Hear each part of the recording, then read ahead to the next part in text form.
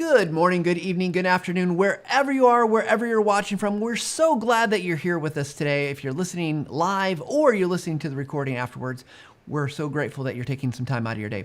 We're going to be continuing our series on creating tutorial videos.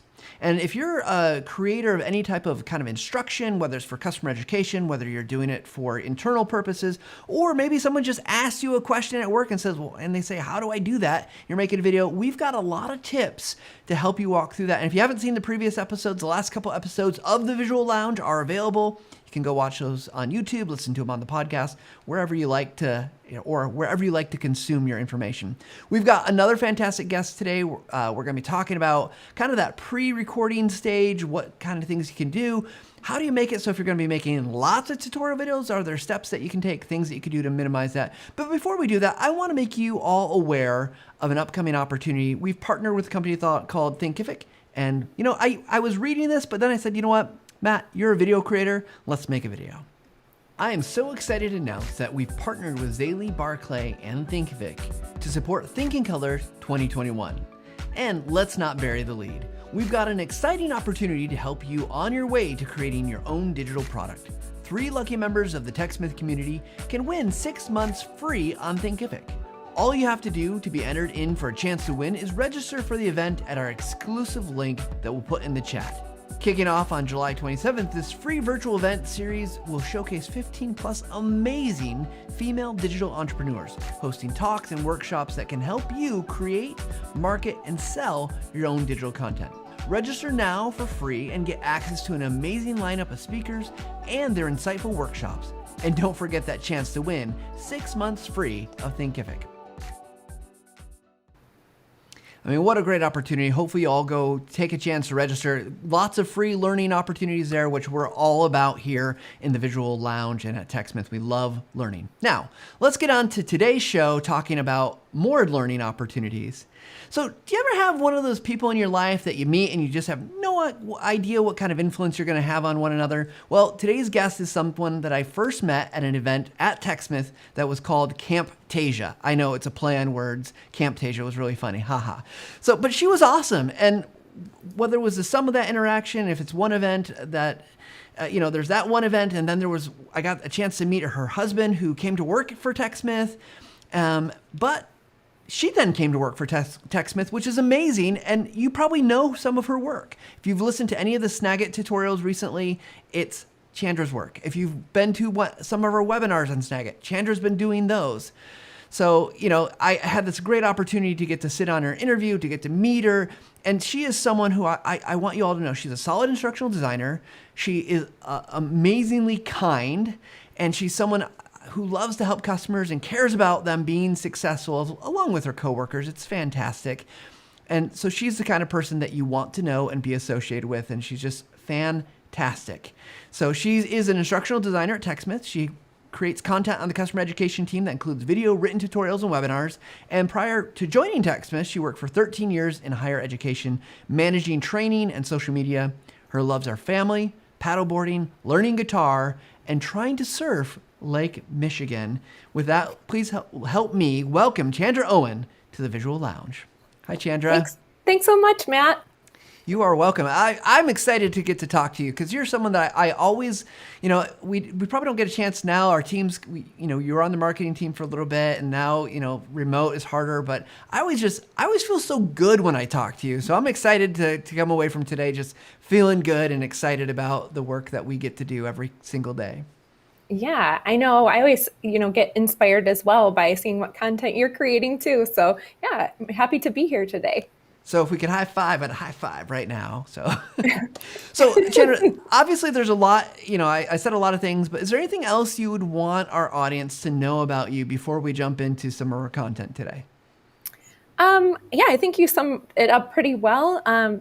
Really, my passion is learning about things that might be complicated and trying to break them apart and make them a little bit easier to understand. So it was kind of weird. I did financial aid in higher education for 13 years, working in both the tech area and with students, trying to explain very complicated information. And now I'm at TechSmith, where I get to learn from super smart program developers who are creating these great tools, Snagit, Camtasia, and our other tools. And then I get to create tutorials and try to break those down and make them easier for people to understand. Yeah, no, absolutely. And I love that you've been able to make that shift to something very different and still essentially be applying some of the same kind of fundamental ideas and thoughts.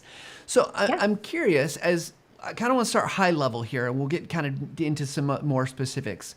When you're making decisions, and particularly we'll talk about your experiences at TechSmith, when you're making decisions Yes. about whether this should be a tutorial video, a written thing, or something else, what thoughts, questions are going through your mind to help you start making that kind of plan? Yeah. One of the things I would say is if the topic, if as you're creating it and say you're trying to write it out and you really feel like, you know what, having visuals and showing somebody rather than writing step by step might be the way to go, then I definitely go for video in that case. But there's other times where it's a lot of settings and system preferences and things like that that might be better off as a written step by step tutorial. And it's something that our team is always trying to work on and improve to make those calls. So what we typically do is we start with all the topics that we want to create content for. We use a lot of different data-driven and feedback from, if you attend our webinars and you fill out a Q&A and ask us a question, we look back at those spreadsheets and we say, hey, here's a common question that came up. We should probably create some content to help people with that particular topic. Yeah, I love that you're looking at the data. I love that you're trying to understand better the need, kind of the point of need for the customers, because that seems to be really important. Let me ask you this, because I think data is awesome, and obviously some people struggle to have data. Some people, we're lucky, we've got quite a bit of data. How much Yeah. of when you're making those final decisions about like this is a list, is there any gut or intuitiveness to what you're deciding on? Because I know for me, I work that way a lot. Unfortunately, I probably need to rely more to the data. But what about you? Yeah, deciding between written and video type Yeah, decisions the whether it's gonna be written video or or even still topic images. wise. Yeah, that's a good question.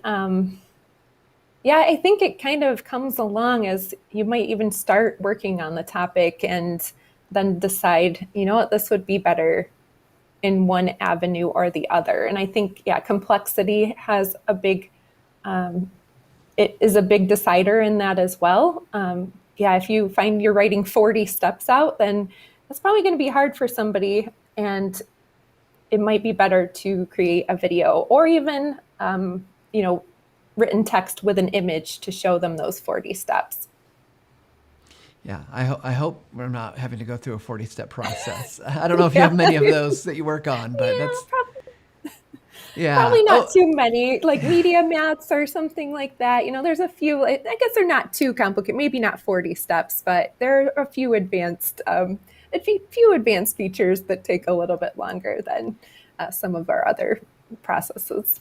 but I like that idea, right? That you're also taking, so there's lots of factors like what do people want, what do they need, what are they going to be looking at, but then also taking into consideration like the complexity. And I think that's something that is really good to note for everybody listening. That video oftentimes, like you can see the complexity versus having to explain the complexity. Just maybe one of the advantages. So Chandra, and I know you've gone through massive kind of, we do releases. Maybe will you explain maybe for everybody the release process? Like, because you're not just making usually one video, you know, here every couple of weeks or something, but explain what the process looks like when we have a product release, because I think it's a little different. Sure. So for our team, let's go back to say 2020. We had a major release of Camtasia around April of 2020, and then we had another major release for Snagit around October 2020. So what our team typically does is months before a release, we are already attending meetings to see what are the new features that are coming out. if some of them might just be, speeding up the video engine, and that's not something I necessarily need to make a tutorial for all the time. But then another might be, we're adding, like recently we just added picture in picture to Snagit. And that's something people really, I'm sure, want to know about and know how to use it. So that's where I start to kind of create my list of what I want to create tutorials and help people learn with the new release. We typically have, the amount varies on how many new features are coming out and how many are related to, things that are customer facing. So let's say, 13 wouldn't be an unusual number of tutorials. But then when you think about that we may have 2 other languages or more that we translate, that's, if it's like 11, next thing you know, we've got 33 videos to work on. Now we have people we work with for localization. So thankfully our team of 3 instructional designers don't have to create all 33 tutorials in 2 months time. But yeah, that's how we get started. Yeah, I mean, and it's all in a very short time frame, right? Because software development is when it's a moving target, and so you only have a limited amount of time when it's can we air quote this done to when the release is. So that's an amazing thing. And so let's talk a little bit about some of the steps in there, right? So you've kind of you talked a little bit how you're deciding what goes in there, but last week we talked to Lee Rodriguez. He works for a company called Sunrun. He talked about, some of the models he uses, kind of an ADDIE as an agile project management type methodology, and the 5 moments in need. When you and your team that you work on are going through the design process, are you following a general kind of ADDIE, analyze, design, develop, implement, evaluate, or are you kind of mixing things up? What's the process look like for you at this point? I do think we follow ADDIE quite a bit. So our process is typically that analyzing, I would say, is that research piece that we start with to come up with the topics and learn about and work with subject matter experts. And then we have our list of topics, and we use, for us, we use Asana as our project management software. So we'd start to build out cards for each topic. We create Google Docs. We have one template for our scripts. It includes what are the objectives for this tutorial, what are some special notes I need to know. If we learn certain, say marketing says, we really want you to emphasize and make sure you show that picture in picture can be moved around on the screen or something like that, that might be included in that template. And then we write our scripts and get started from there. A lot of, we have our cards in Asana, so our project management, that have each step as we go through the tutorial process. So there are quite a few steps, review rounds, and we keep making updates until we really love the product that we have and can publish that. So all in all, from start to finish, when you're making a video, and I know it's always different, depends on the video, the topic, the complexity. Generally, how long are we talking you're spending on this? Because I think this is a question a lot of people, how long should I invest into making a video?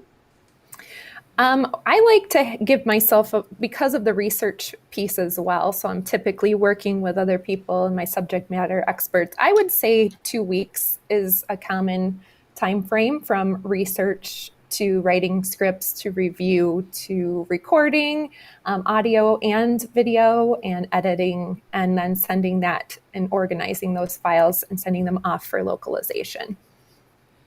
Yeah, well, that's not very long, and these are typically anywhere from 2 to 4 minutes. Is that about right? Yep, that's correct. Yep. Okay, cool. So we've got this analysis piece. Let's talk about script writing, because that's, we are advocates of writing scripts. We are fans of writing scripts at TechSmith. We teach people that they should write scripts, but what does that process look like? Is this something that you're doing, you're just kind of going in your head and putting it down? Are you, talking it out loud? What's your process for writing a script when it comes to these tutorials?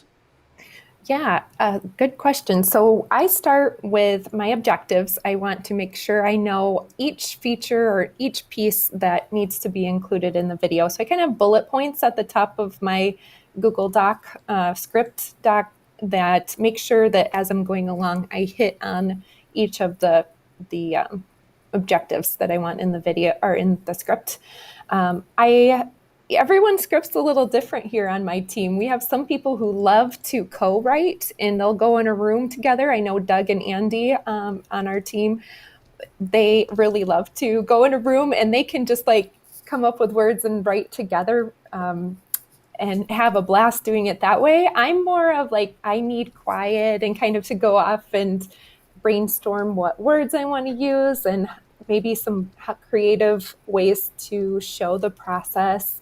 And in thinking about what we call the mock assets. So think about what example can both teach this process, but also, be a really great example of what end product can I come up with while I teach somebody how to use Snagit or how to use Camtasia. Yeah. Well, I was going to ask you, could you talk? So there's so many pieces here. Like I think it's one. It's so fascinating. It's interesting because I used to make tutorial videos. I think as you probably know, Chandra, but for others that are watching, I used to make videos way back in dark grade plus ago. And it's interesting to see how the process has evolved and gotten much better. First of all, much more focused and streamlined. But these mock assets that you talk about, so it's interesting. You're talking about writing something, but this is a key piece of it. What are the mock assets like? And you don't have to go into great detail, but for someone that's going to do their own tutorial videos, what would this mean for them? What kind of things do they need?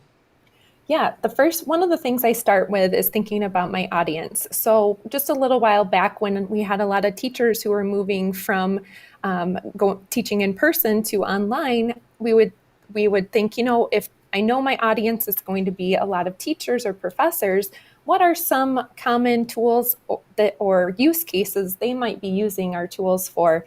And let's create some pretend assets. So for example, I had one that I was talking about where I included a PowerPoint presentation is part of. So in this case, it was somebody, say it was a teacher who was recording themselves talking through a PowerPoint presentation lesson and using picture-in-picture. So I created a PowerPoint that was like Geography 101 and kind of had a few slides.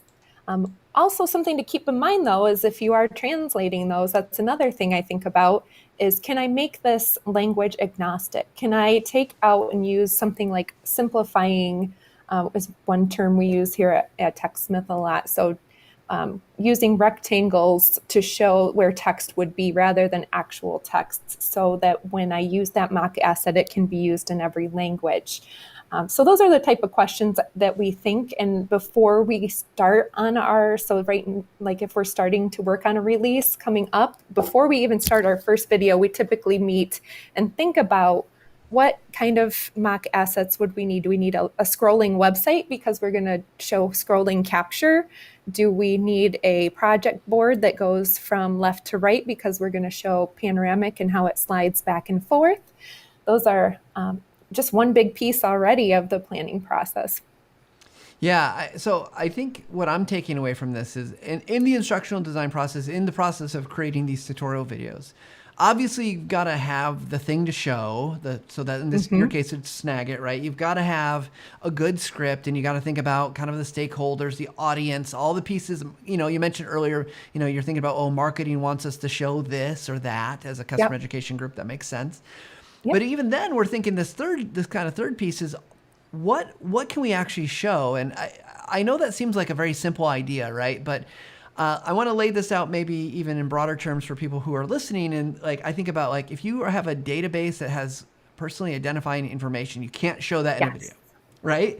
Yes. You have one of our challenges. We used to show our own website or other products, and that gets confusing. Which product am I looking at? You can't make a video about Snagit that shows Snagit, right? It's very meta and problematic. And so I think I love this that you're laying out in that scripting phase, and kind of along with it, we'll maybe a side along is you're almost doing a kind of a part of the storyboarding in a sense of thinking, what are we going to show? And the nice thing is TechSmith has made these mock assets that can be used in multiple projects in multiple ways. Because I remember the days of trying to go out and find every release, so about every year or two, and thinking about what can we show that's not going to get us in copyright problems. What's going to be dynamic enough? It's going to look good. And I can tell you, it was tough every year. So I love that you guys are doing that. And I think anyone can benefit from doing that, right? Like if you have just stock, I don't know if stock is the right word, but kind of generic content that you can pull in, it makes all your tutorial videos so much easier. So I think that's a great takeaway from today already.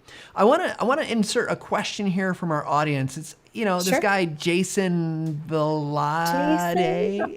No, I'm kidding. Jason Vlad's asking, going back to you're talking about the video time, how long it takes you, start to finish. He said 2 weeks is true for tier 1 videos. Yes. He said about what other tiers. I think first of all, what are you talking about tiers? Because that's not something I think everyone's familiar with.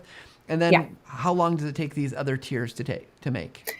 Yeah, I that's a great point. So we do have, our team met not too long ago and tried to think about quality and quantity and time and whether we could start producing videos faster than the 2 weeks. Do we need to take 2 weeks on every video? And we came up with a tier system. So for our tier 1, that's our highest tier, the most polished of our videos. So if that's something, those would be things that are included in our products. So, you don't want to just slap together a video that's going to be right within the product. Or our Getting Started series, that's another one we want to be nice and polished. But there's other times where we just might see, like we're talking about, looking at some of the customer feedback, and they may have this common question: how do I do this? How do I do this? And you're like, how can I instead of spending 2 weeks on an answer, I'm going to do, in this case, maybe it would be, we have tier 1, 2, and 3. So 1 is our most polished, 2 probably has a script, but may, just a little less polished. And 3 is really those, start recording, no script, just talk through it, and then, publish it and share it. So a quick support video would be more of a tier 3. And that would only take as long as it pretty much takes you to hit the record button and then maybe do a few cuts here and there to fix it up and then publish it. Well, that's awesome. And let me ask you this, because I know this is a newer process that you're working through. Those tier 2, tier 3, have you noticed a change in the quality over time as you do more of them? Or is it pretty much, you guys are all really good. So it's kind of hard to ask, it's like you were asking these world-class athletes, like, did you get better by, I get it, right? But are you seeing that it's easier, faster, cleaner, or is it really not changed much as you've done more of them? I think they've gotten better as we go along. I will say, I always, talk to my team, and I think that each of us has our own strengths and, weaknesses, of course. And for me, I do it better when I at least have an outline to go over, than turning the camera on. I find myself stumbling, or maybe I forget to show a step, and then I'm like, darn it, I have to go record again because I forgot that. Whereas like Jason's a rock star, and Ryan, they are rock stars at hitting record, and they can come up with the right words right away and don't need necessarily a whole script. So yeah, what I see, them create with the tier 3 are closer to tier 1 in my opinion. Just them doing that on the fly. Yeah, well, that's awesome, and I hope this inspires people that are listening or watching that you don't need everything to be the highest quality to spend all the time. But I'm with you. I like a good outline. I talk a lot for my job, so I'm okay at it. But like I always miss stuff, or I'll always misspeak, and so it's either going to need to be edited, or I'm going to have to do something to make sure I don't miss stuff. I want to share just another comment here. This is a comment from Kelly Barrett over on LinkedIn. Was sharing with us, said, I started the self-help online tutorials, or SHOTS is the abbreviation, at the IRS 8 years ago using Camtasia for both demo and PowerPoint presentations. We now have over 620 videos to help our 84,000 plus internal employees. That's impressive. We put our scripts for presentations in the notes in PowerPoint. So talking a little bit about his process. For demonstrations, we only ask for screenshots and then ad-lib the steps live as we record ourselves doing the action. So it sounds a little bit like Kelly is doing a little bit more, maybe these tier 2, tier 3, but I mean, you got 620 videos that are available to helping people. That's pretty Yes. impressive.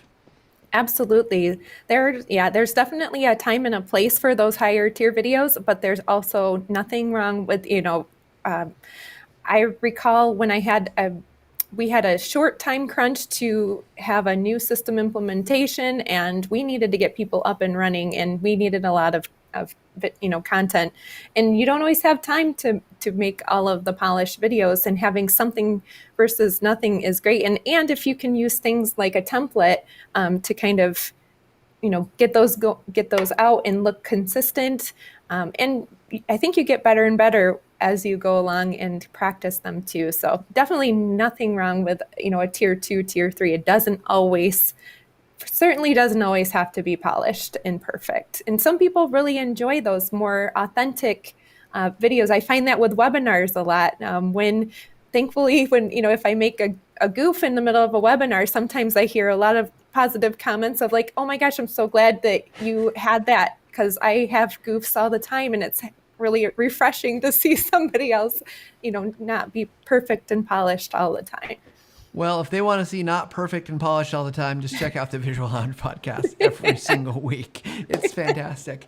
So, Chandra, I want to change. So we've been talking about this process, and I think there's probably more to explore there. Maybe we'll come back to it. But I want to talk about some other things that you had mentioned to me in our kind of preparation call. You talked about one of the challenges. Obviously, if we're making 33 different videos every time Snagit is released, which is right now every single year. Plus, throughout the year, you're probably adding content to fill in gaps and meet needs. That's a lot of content.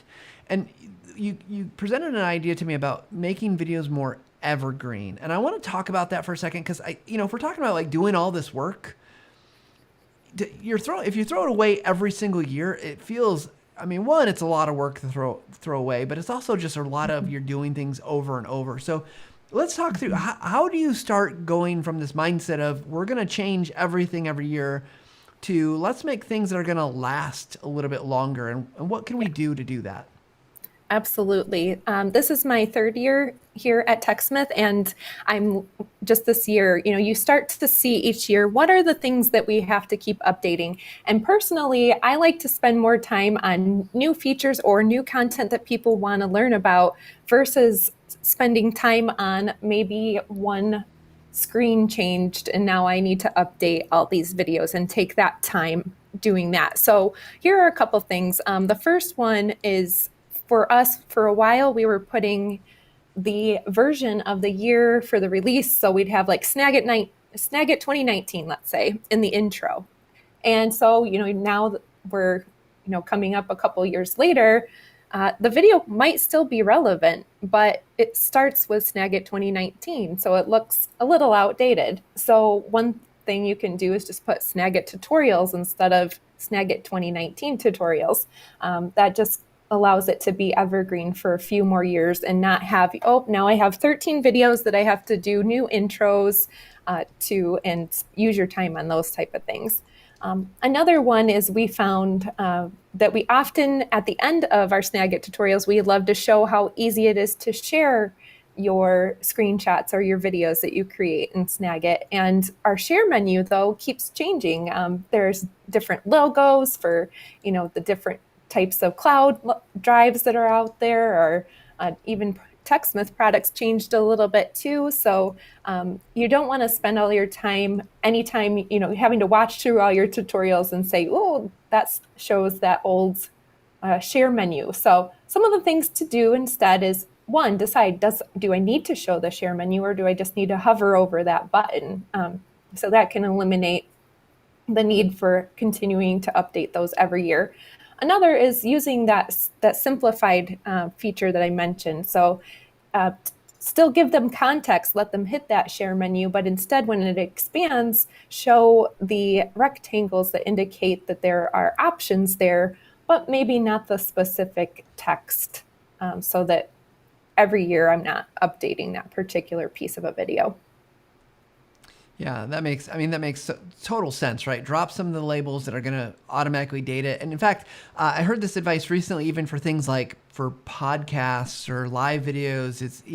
It's really easy to get something dated. As soon as we mention like, oh, COVID, that obviously puts it in a certain time frame, and just to avoid those things in general. And it's easier probably in tutorials than it is in maybe the live day-to-day conversation. But Yeah. so I love that. I love that idea. Just looking across kind of what those things are. But let me ask you this, because inherently things change, and sometimes things change in the products or change in your tutorial, whatever you're teaching about, that are, I don't want to say they're tangential, but they're related to the thing, right? So in Snagit, maybe a button changes that's in the main menu, on the up top, but it's not the focus of the tutorial. How do you decide when like you need to redo the visuals for a video like that versus just letting it be out of date? Because like I get, because you don't want to confuse people, you don't want to make it hard for them, but if it's not, is it solely because it's not the focus you don't change, or are there times you make things that help you make that decision?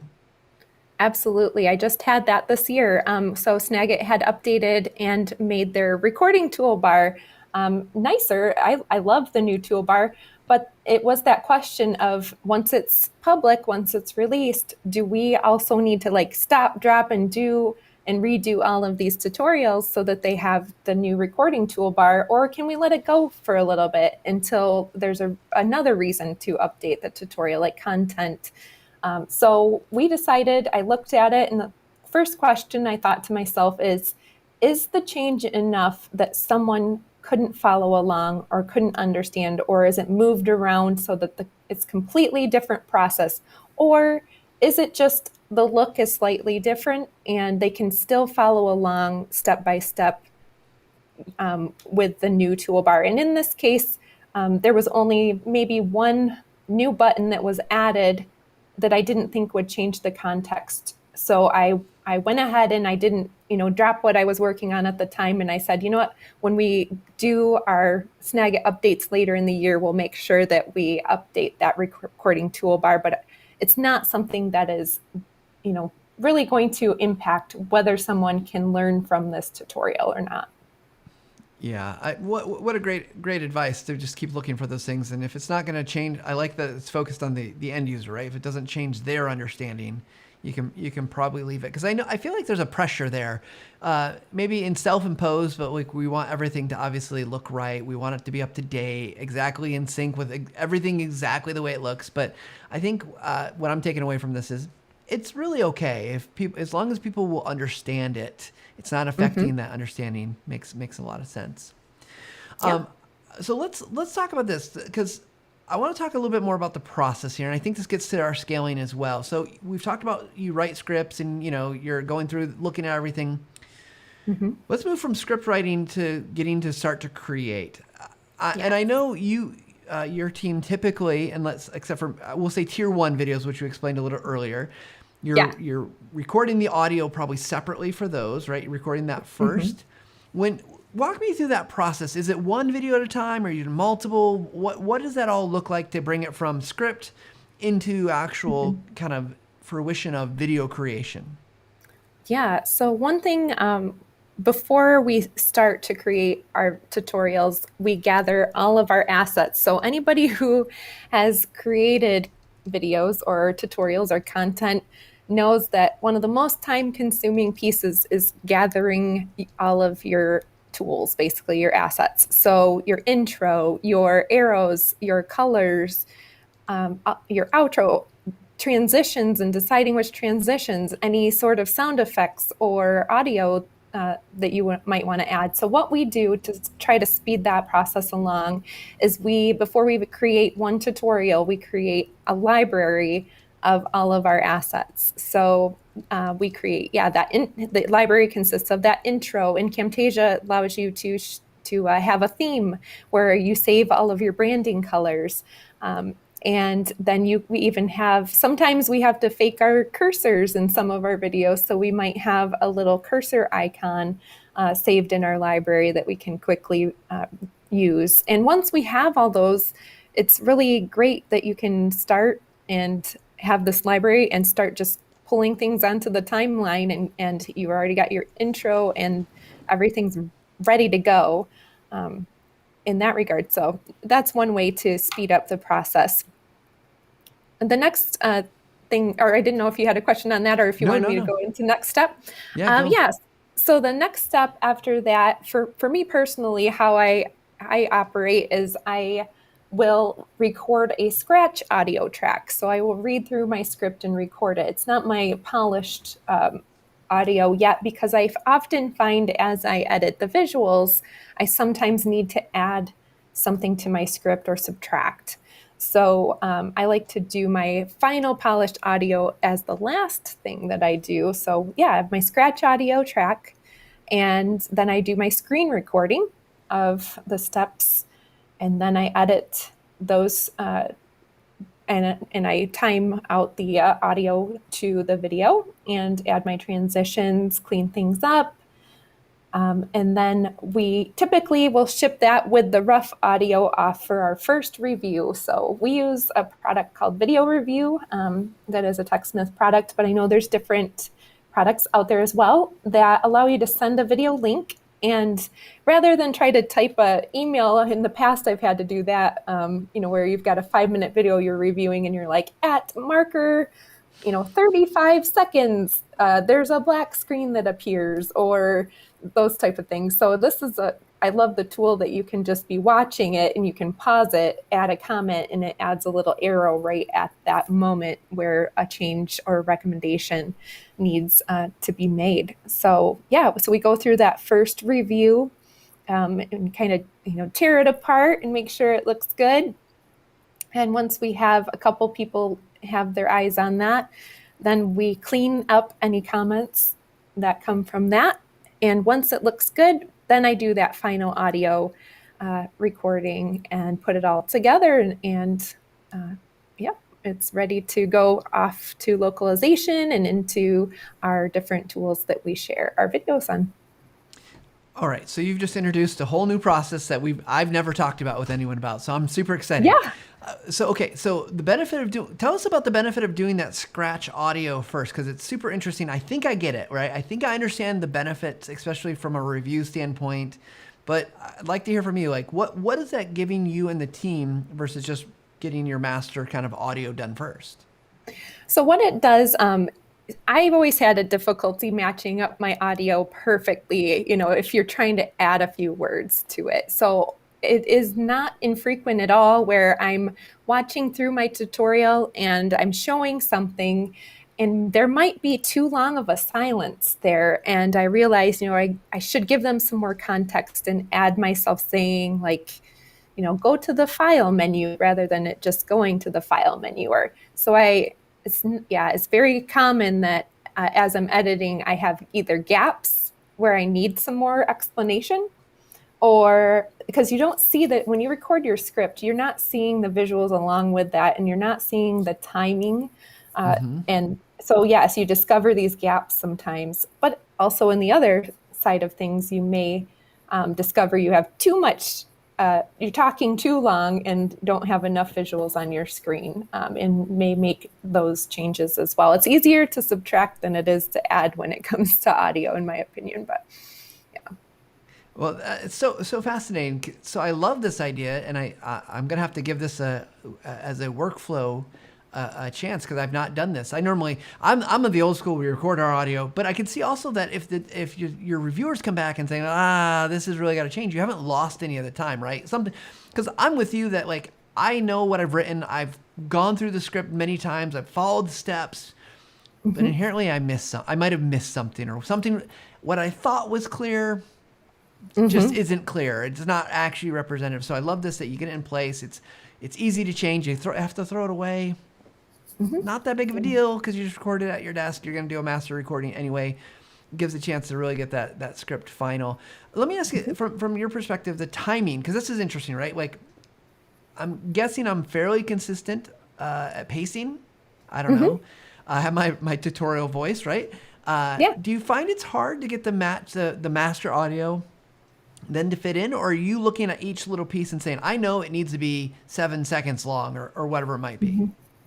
I actually don't have a problem typically with once I do my master. Actually, it's one of my favorite things to do is to have one track that is my edited scratch audio, and then to bring in my master audio track, and then to match the waveforms up, because often it's almost exact to see each of these waveforms. And I don't even really have to listen to it to time it. I can do it visually because, yeah, it's my voice. And yeah, sometimes I talk faster or slower, so you might see a little deviation in the length, but you still typically see the same fluctuations. Yeah, and it's kind of the last thing I do too. So it's kind of like, woohoo, my video's almost done. And I get to do this kind of cool matching up of all of these two tracks. Yeah, no, that's awesome. I love that you're that consistent because I have a feeling I am not. I am like Oh, all over the place. As anyone that's watched the show for more than one episode knows, it's like ah. But I love this. I love this so much. When you are doing your master, are you usually waiting kind of to the end and recording multiple masters together, or I know you probably do like one and make sure everything's kind of good stylized, but are you trying to do multiple audio recordings together? Or are you just kind of doing each video and it's done, then you move on to the next one, or much more batching of the work? in my case, I do one video at a time, but that's because I have easy access to an audio booth to do that when I'm in, well, I guess when we're in the office, and pretty easy access to, we did have to kind of create a at-home environment where we could do recording of audio during all of the time working remotely. But so that's easy for me, but I could definitely see it being, if you are someone who, every other week I only have access to the audio booth and I need to schedule it, it would totally make sense to say, I have 3 scripts that I need to do the master audio for and record those all at the same time. So I really think that one's a preference, or, kind of based on how easy it is. I know that our people who record in German and French, they do quite a few in the same day.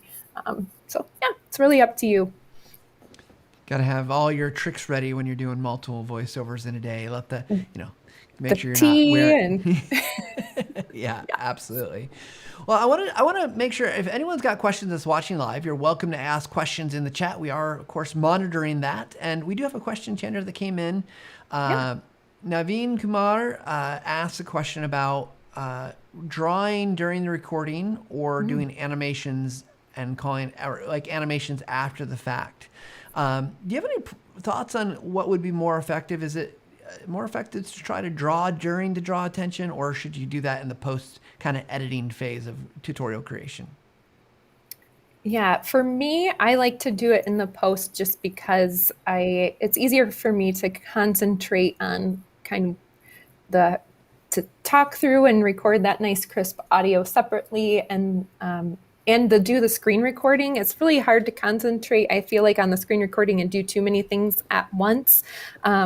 So for me personally, I actually storyboard, and I'll include some of my animations in the storyboard before I do my screen recording. So I'll have a drawing, I have my little rectangles, and either on a whiteboard or on a big piece of paper. And it's just, little stick figures and things like that. But I might put like, hey, I'm going to have an arrow swipe in from the left and point to something in particular. Or I love our sketch motion asset that we have that will draw onto it. But yeah, I typically add all of my animations in post. And I think that might be also that tier 1 versus tier 3 video. What kind of polish level do you want it to have? So I could totally see a tier 3 would be a great one to be drawing on the screen while you're talking about it. But if you want it super polished, the tier 1 might be more of where you want to do that in post-production. Yeah, I'm right there with you in terms of that process. It's hard. Lately I just feel like I'm a squirrel focused wherever, and having one more thing to focus on and trying to make it look good is too much. So putting that in post, and it's not hard to do in post either. So it's not like it's going to take a lot of time. So I think I'm with you, and I think the danger is that you get distracting with those tools, right? Like circling things, lines, and then you got to get rid of them. And so Yeah, I like your advice. I think it's really good. Well, we're gonna still, if any other questions come in, Chandra, we'll take those. But I want to make sure before we move on, because we're gonna do our speed round. I know I told you about it. Get Yeah, ready. Before we do that, though, if anyone's watching, if you're listening wherever you are, if you haven't subscribed to any of the YouTube properties, go do that. If you like what you're hearing on the show, we've got lots of these. We do these almost every single week of the year. It's crazy. But we want you to get all the great information from a fantastic guest about making videos, about using images, and whatever you're doing. You can subscribe to the podcast. You can subscribe to YouTube. Follow us on LinkedIn.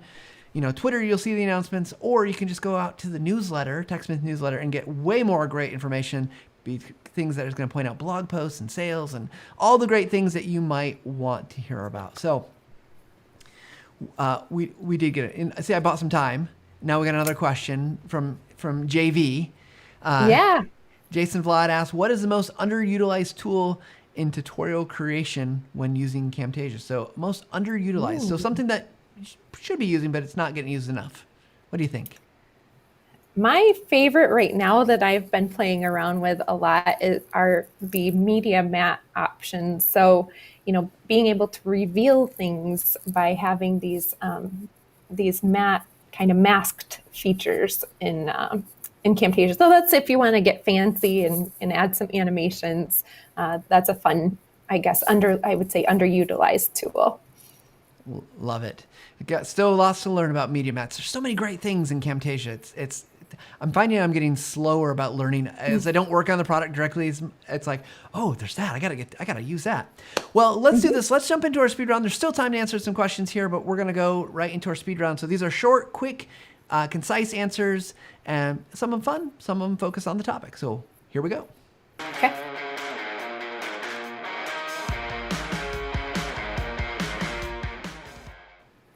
All right, Chandra. First question up's a fun one. We know you love to paddleboard, but where is your favorite place to go paddleboarding? Sleeping Bear National Park, for sure. Lake Michigan. Yeah, what a beautiful place. If you're not familiar with the United States, you're not familiar with Michigan, it's one of the gems of the world, really, Sleeping Bear National Park. So fantastic. I've never thought about paddleboarding there. I've never paddleboarded, so maybe I'll have to see what it's like there. For you, what's the hardest part about making tutorial videos? Script writing is my hardest. Sometimes just getting started, but once it gets started, it can get in a flow. It's kind of like that breaking, like, all right, this is my first big process I need to do of this, and a lot of brainstorming involved. Isn't that what every writer says? Oh, getting started is hard. It's true for many of the things I do as well. Okay, next question. We're going to deviate from video creation a little bit. What's one thing, because we know you're a Snagit expert, so I'll just preface this. One thing that you can tell us about Snagit that you think most people won't realize it can do. So what's that hidden feature that you think they should know about? I'd say the two that kind of wowed me the most were the selection tool and smart move. So if you click on the move button, it can detect everything on your screen, and you can drag and move it around like magic, and you can type over things. So especially if you're using those personal identifiable information, it's a great tool to be able to click the button and magic happens, and then you can delete that personal information or change it up and make fake names. Yeah, I think that goes to like the grab text, so you can pull things out and turn it into text format, or you can actually change text. Although fonts are a little funky, but it's hard, but it's super cool.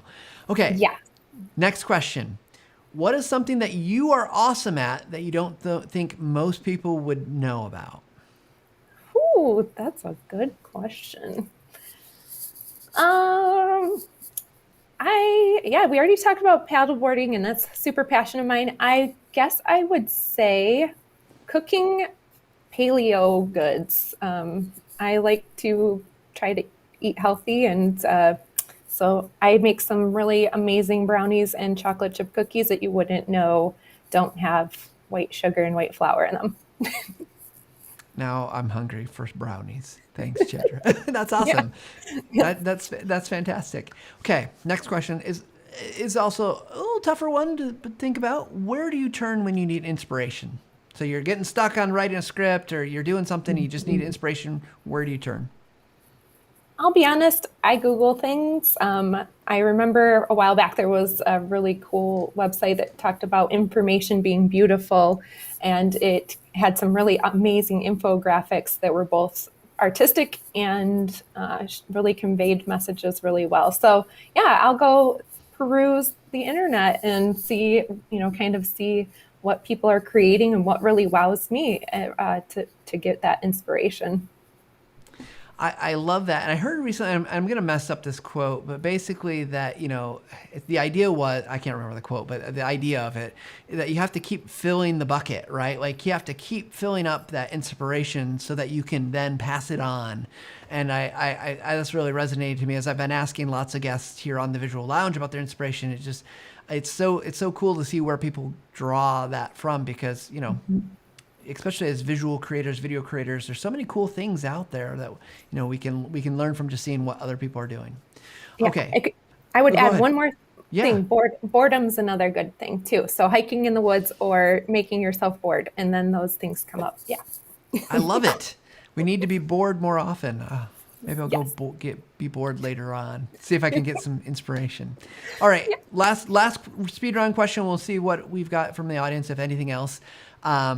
What's one question you'd like to ask me? I would say, what is your favorite part of video creation? Oh gosh, my favorite part of video creation. Maybe this is such a cheap answer. Maybe I love the end. Like, I mean, I love seeing it all come together, right? When you've gotten through the struggle of the beginning of the planning analysis, and it feels like it's going nowhere because you're writing like, it's never going to be anything, and then you get to the I think shooting, recording, that's super fun.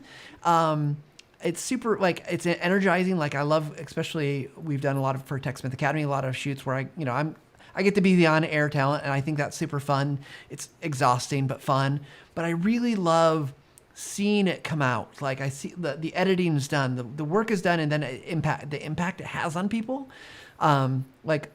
When you get those comments that people are saying, "Oh, this is great. This is fantastic. This really helped me. This changed the way I thought about this." To me, that's the best part about video creation.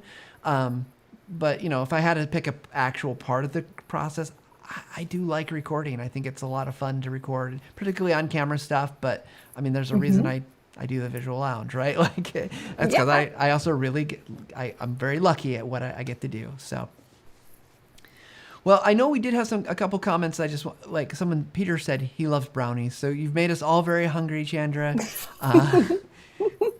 Jesse confirmed that you make amazing cookies, so I think we're pretty good here. But Chandra, thank you so much for sharing. You have unloaded so much great information on us. In fact, it's going to require a rewatch through for me to really process some of the things you talked about. And I hope that everyone who has listened to this or has watched this today really takes to heart some of the things you said, because I think if they do some of the things that you've talked about, they not only can make fantastic tutorial videos, but they can make a lot of them at scale, which we know learning professionals, it's never just there's one video due. There's a backlog. I worked for a company, no kidding, had a backlog of 400 plus courses.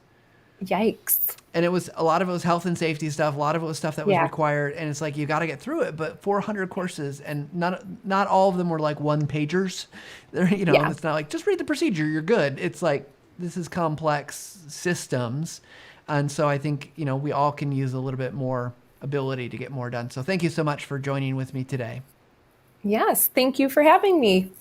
Of course, we'll have to do this again sometime. This is fun. Maybe we'll have to do a round robin, get the team on here, and have you guys debate some of the design stuff. That would be a lot of fun. Bring Jason and Ryan in. Yes, that's right.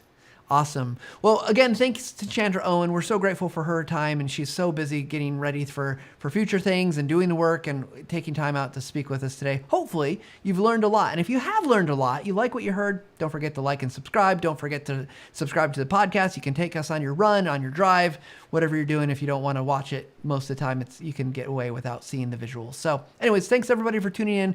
What we hope is that every week that you do listen in, you take something away, you get a little bit better. Been learning all about habits lately and making good habits, and the saying of 1% a day will make you a much, it's like way better at the end of it, right? At the end of the year. So take what you learned, and apply one thing. It's all you got to do. Then the next time, apply the next thing. Keep going until you're way better at making videos and images. So take that, and we hope that you level up every single day. We'll be back next week. Elizabeth Pierce, no relation to me, but Elizabeth Pierce is going to be here. We're going to be talking about measuring all these videos. So if you're making all these videos, how do you know that they're working? And we'll see you guys next week. Take care.